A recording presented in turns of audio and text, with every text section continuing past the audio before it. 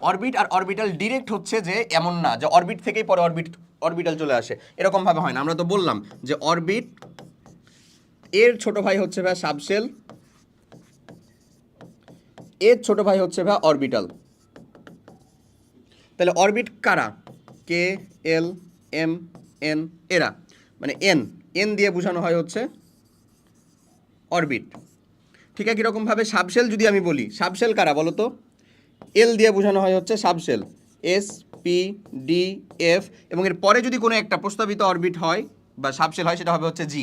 ওকে, আচ্ছা, আর অরবিটাল কারা? অরবিটাল হচ্ছে এস এর জন্য ভাই এস, পি এর জন্য কে বলো তো? P X, P Y, P Z. একটা জিনিস দেখো, এটা কিন্তু এল কে রিপ্রেজেন্ট করে, এটা হচ্ছে এন কে, আর অরবিটাল কাকে রিপ্রেজেন্ট করছে জানো ভাই? এম বা ম্যাগনেটিক কোয়ান্টাম সংখ্যাকে। তুমি দেখো পি এর জন্য এল এর মানটা কত?